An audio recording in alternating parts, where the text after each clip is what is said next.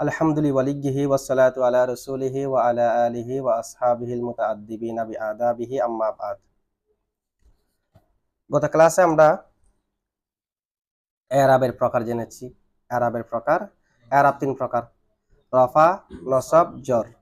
রফা হলো ফাইল হওয়ার আলামত, নসব মফুল হওয়ার আলামত, জর হলো এজাফতের আলামত। এটুকু আর কি না? ওয়া আনওয়াউহু, এরাবের প্রকার: রফউন ওয়া নাসাবুন ওয়া জররুন। রফা, নসব, জর। ফাররাফু, অতঃপর রফা হলো ফায়ে তাফসিলিয়া। প্রথমে পৃথকভাবে সংক্ষিপ্তভাবে বলার পরে বিস্তারিত বলা হচ্ছে। রফা হচ্ছে আলামুল ফাইলিয়াতি, ফাইল হ্যাঁ তাফসিলিয়া, তাফসিল তাফসিল একই তো। ফাল আলা হ্যাঁ অর্থ একই তো। তাফসিল মানে বিস্তারিত বর্ণনা দেওয়া, তাফসির মানেও ব্যাখ্যা করা, বিস্তারিত বর্ণনা দেওয়া। ফাররাফু, অতঃপর রফা আলামুল ফাইলিয়াতি, ফাইল হওয়ার আলামত। ওয়ান নসাবু আলামুল মাফউলিয়াতি, নসাব হলো মফুল হওয়ার আলামত।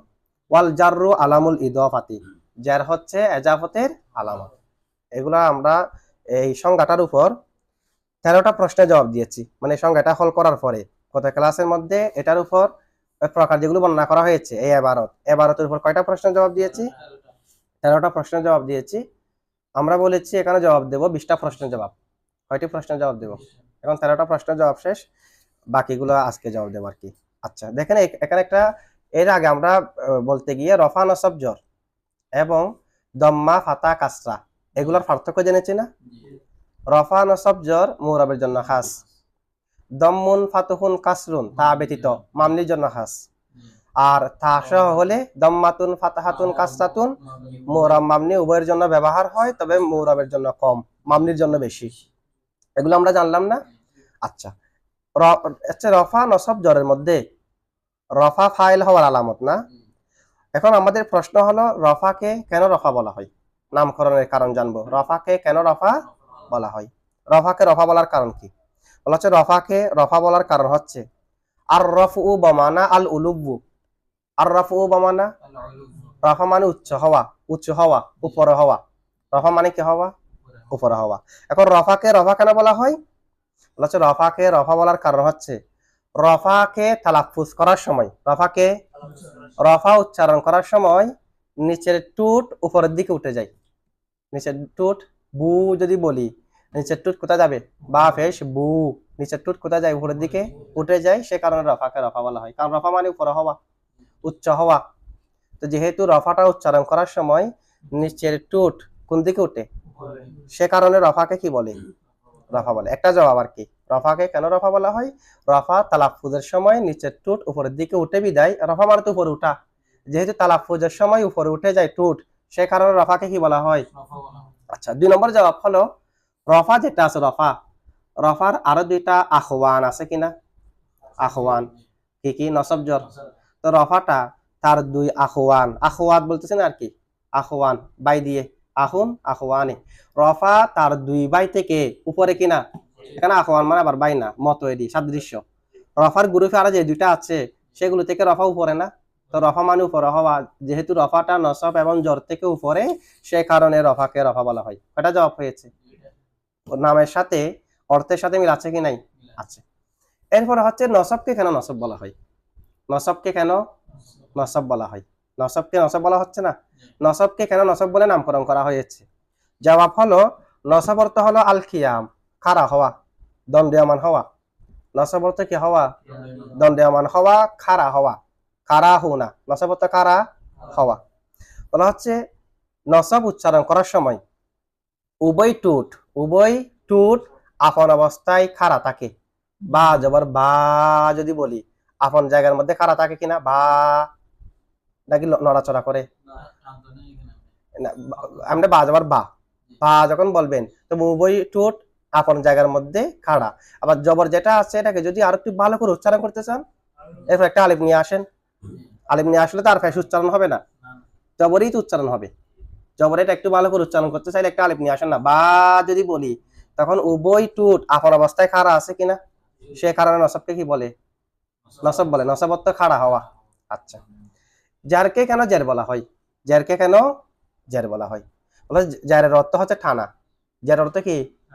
ঠানা, যেহেতু জের কে হয় মুজাফিলাই না, জের কে হয় মুজাফিলাই, বলে জের কে জের বলা হয় যে এই কারণে জেরে কে মানে মুজাফিলাই যেটা আছে সেটা ফেল শিবা ফেল মানান ফেলকে তার দিকে টেনে নিয়ে আসে, ফেল শিবা ফেল মানান ফেলকে তার দিকে টেনে নিয়ে আসে। মূলত এরকম আর কি, হরফে জরের কারণে জের হয়, আর হরফে জরে ফেলকে শিবা ফেলকে মানান ফেলকে এরপরে যেটা আছে মজরুর এটার দিকে টেনে নিয়ে যায়, জরমানি ঠানা, যেহেতু তার দিকে ফেল কিংবা শিবা ফেল মানান ফেল এগুলাকে টেনে নিয়ে আসা হয়, সে কারণে এটাকে কি বলা হয়, জ্বর বলা হয়।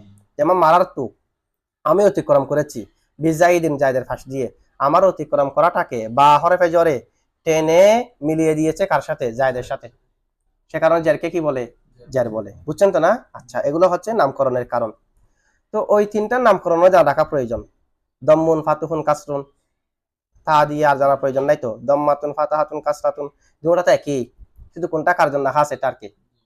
দম্মাকে কেন দম্মা বলা হয় না, ফাতাকে কেন ফাতা বলা হয়, কাসরাকে কেন কাসরা বলা হয়, এর আগে আমরা জেনেছি রফাকে কেন রফা বলা হয়, নসবকে কেন নসব বলা হয়, জরকে কেন জর বলা হয়। এখন জানবো যে কি এগুলাকে কেন দম্মা ফাতা কাসরা বলা হয়, কেমন? হ্যাঁ, বলা হচ্ছে দেখেন এখানে ইনাতুন নাহুতে বলা আছে 127 পৃষ্ঠার মধ্যে, এগুলার জবাব দেওয়া হচ্ছে। ওয়া ইন্নামা সুম্মিয়াত দম্মু, জম্মাকে নামকরণ করা হয়েছে, ওই ইন্নামা দিয়ে সুয়ালে মুকাদ্দারের জবাবেরই।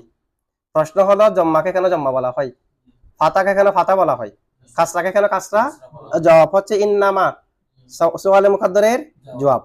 ওয়া ইন্নামা সুম্মিয়াত দম্মু, জম্মাকে নামকরণ করা হয়েছে দম্মান, কি বলে, জম্মাকে জম্মা বলে নামকরণ করা হয়েছে কেন, লিহুসুলিহি, তার অর্জিত হওয়ার কারণে, জম্মাটা অর্জিত হওয়ার কারণে, বিদম্মিস শাফাতাইনি, দুই টুটের মিলনের মাধ্যমে, বলে জম্মা যখন উচ্চারণ করবেন তখন উভয় টুট মিলে যায়, বা ফেস বু উভয় টুট কি হয়ে যায়, মিলে যায়, তাহলে জম্মাটা অর্জিত হয় যে উভয় টুট মিলনের মাধ্যমে, সে কারণে দম্মাকে দম্মা বলা হয়। উভয় টুট কি হয় কিসের মাধ্যমে, বিদম্মিস শাফাতাইনি, শাফাতুন ওয়াহেদ তার জামা তার তাসনিয়া শাফাতানে, এরা হালতে জ্বর হওয়ার কারণে শাফাতাইনে।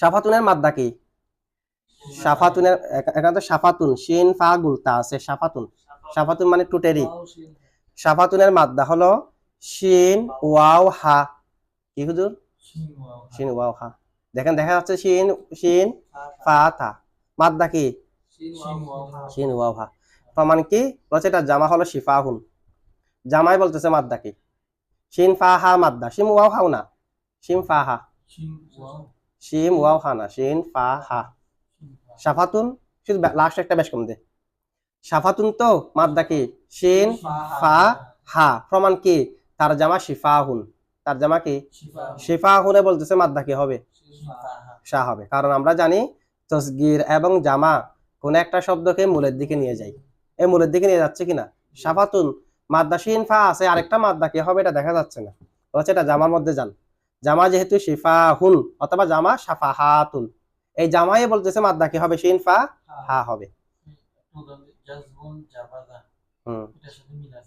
না জাজবুন মিল নাই তো, জাজবুন জাবাজা এটা তো আমরা উদাহরণ দিয়েছি যে ইশতিককের মধ্যে, ইশতিকক 3 প্রকারের মধ্যে 1 প্রকারের উদাহরণ দিই, মাদ্দা বেশকম হয়ে গেছে, এটা মাদ্দা বেশকম হয়েছে যে না, এটা খেলাফে কি আছে, একটাকে হজব করে তার জায়গায় আরেকটাকে নিয়ে আসা হয়েছে যে।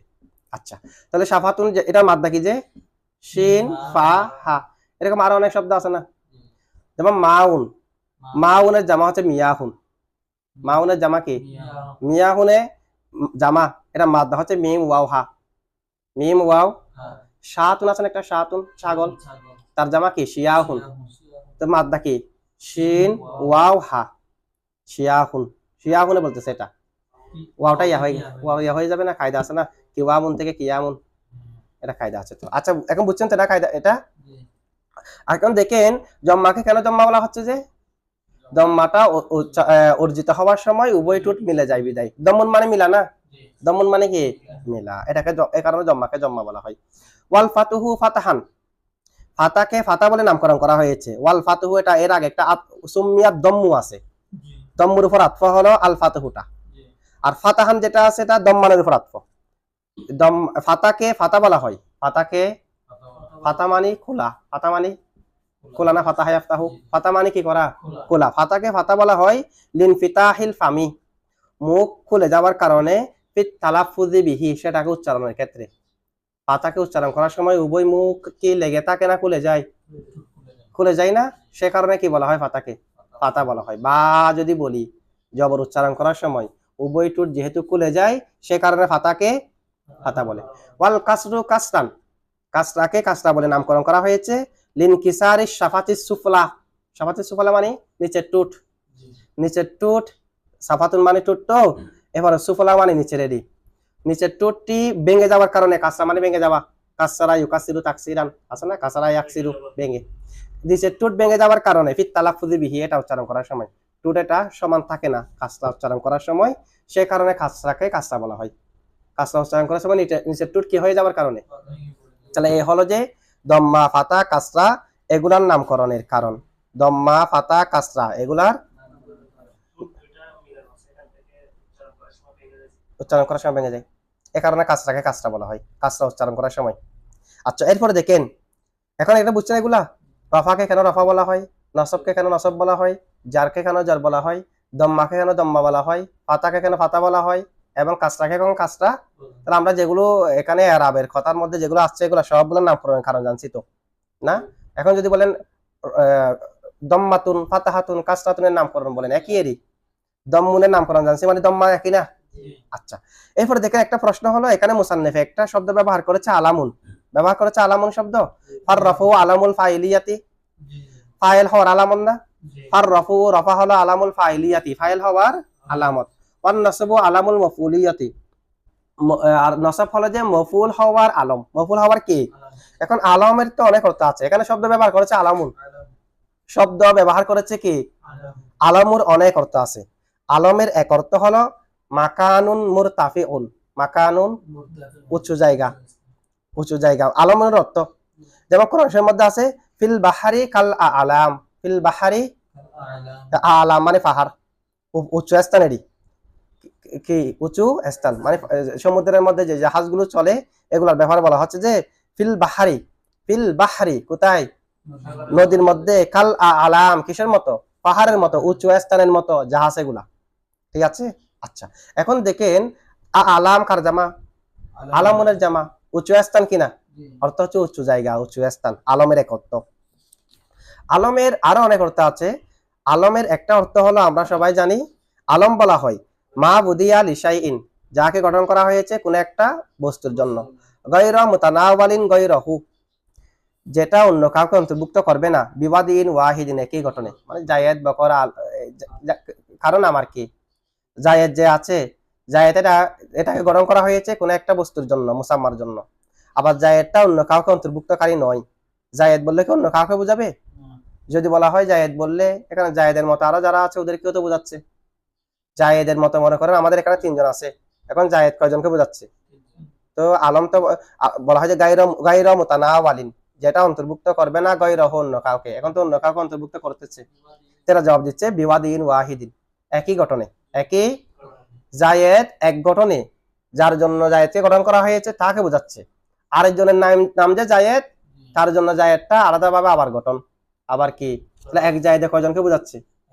এই জায়েদটা শুধু ওকে বোঝাচ্ছে, ওকে যে জায়েদে বোঝাচ্ছে এটা ওর জন্য আরেকটা গঠন, দেখতে একরকম যে, না হয় আপনি একটু উপরের দিকে যান না, ওর জন্য যেটা জায়েদ, এই জায়েদের বাবার নাম হচ্ছে আব্দুল্লাহ, ওর জন্য যে জায়েদ, ওই জায়েদের বাবার নাম হচ্ছে খালেদ। তাহলে উপরের দিকে গেলে বাবা বেশ কম হয়ে যাচ্ছে না, নামে না একই রকম, তার মানে শব্দ দুটোটা এক নয়, আলাদাভাবে গঠন করা হয়েছে, এটাকে এটা একটা আলম বলে। আবার এটাকে কি বলা হয়?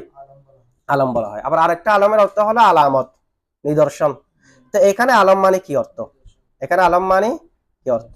এখানে তো আলমের প্রথম অর্থ যেটা আছে সেটাও হতে পারবে না উঁচু জায়গা, এখানে উঁচু জায়গা হলে অর্থ মিলবে না।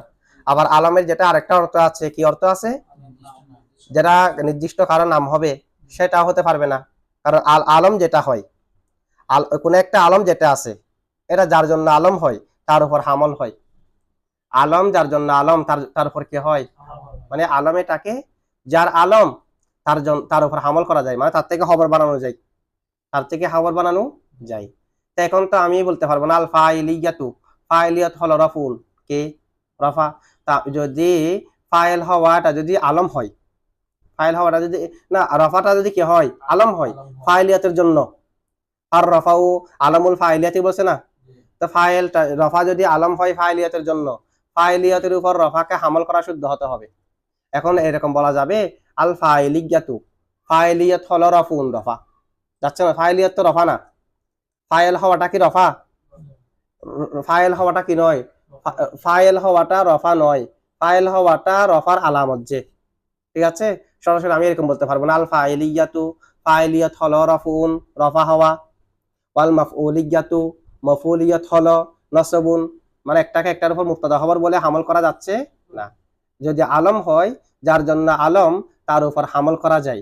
সুতরাং এখানে আলম মানে যে আলম দ্বারা নির্দিষ্ট কারো নাম, যেটা নাম সেটাও করা শুদ্ধ নয়। এখানে আলম মানে কি হবে, আলম মানে হবে আলামত। আলমের অনেক অর্থ আছে, এখান থেকে এখানে আলম মানে কি অর্থ হবে, আলম মানে আলামত হবে। এখন প্রশ্ন হলো যদি আলম মানে আলামত হয়, তো এতগুলো অর্থ থাকতে আমরা আলম মানে কি নিয়েছি, আলামত নিয়েছি। এখন এতগুলো অর্থ থাকার সত্ত্বেও আলম মানে আলামত নেওয়ার জন্য করিনা প্রয়োজন আছে, কি প্রয়োজন আছে, এখানে করিনা কি মানে ওটাও হবে না এটাও হবে না, এটা নিয়েছি করিনা কি, ওর যে করিনা হলো ও আগের যে দুইটা আলমের অর্থ বলা হয়েছে উঁচু জায়গা এবং নির্দিষ্ট কারো নাম, এই দুইটা এখানে অসম্ভব, ওই দুইটা এখানে অসম্ভব হলে অটোমেটিকলি এটা হয়ে যাবে না, ওই দুইটা যেহেতু অসম্ভব সে কারণে অবশ্যই এটা হবে, এটা অবশ্যই হয়ে যাবে, এটা হচ্ছে যে কি করিনা, বুঝছো না এটুকু। আচ্ছা, এটুকুর মধ্যে আমরা আমাদের 20টা প্রশ্ন শেষ হলো। কয়টা প্রশ্ন, 20টা প্রশ্ন কিসের উপর, ওই এরাবের প্রকারের উপর, রফা নসব জর, রফা হচ্ছে ফাইল হওয়ার আলামত, নসব মফুল হওয়ার আলামত, জর হচ্ছে এজাফতের আলামত, ঠিক আছে। আচ্ছা এটুক থাক।